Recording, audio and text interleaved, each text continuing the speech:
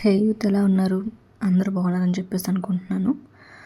So ఇవాళ topic వచ్చేటప్పటికి faculties గురించి మాట్లాడుకుంటున్నాం కదా. సో ఫ్యాకల్టీ నెంబర్ 2 అనమాట.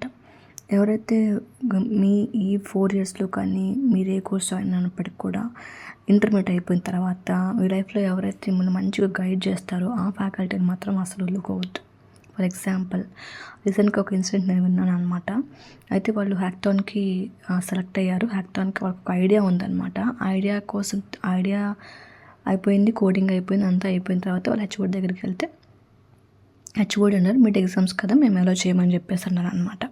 అయితే వాళ్ళు ఒక ఫ్యాకల్టీ దగ్గరికి వెళ్ళిపోయి ఫ్యాకల్టీని కాంటాక్ట్ చేశారు.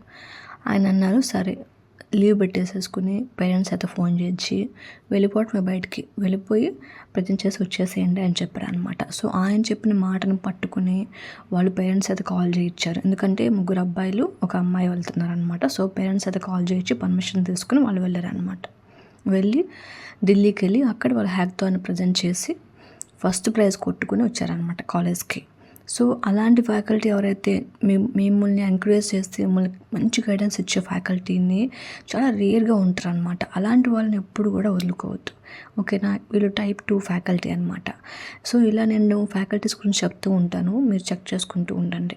మీకు ఏమైనా డౌట్స్ ఉన్నా కూడా నా కామెంట్ సెక్షన్లో కామెంట్ చేయండి. సో వాళ్ళు వచ్చి వాళ్ళ సార్ చెప్పారన్నమాట, సార్ మీ వల్లే మాకు ఇలా వచ్చిందని చెప్పేసేసి. సో అలాంటి వాళ్ళని ఎప్పుడు వదులుకోవద్దు అనమాట. ఓకేనా? So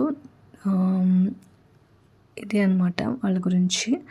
this is signing off. ఇంకా వీడియోస్ చేస్తూ ఉంటాను. Please subscribe my channel. Thank you so much.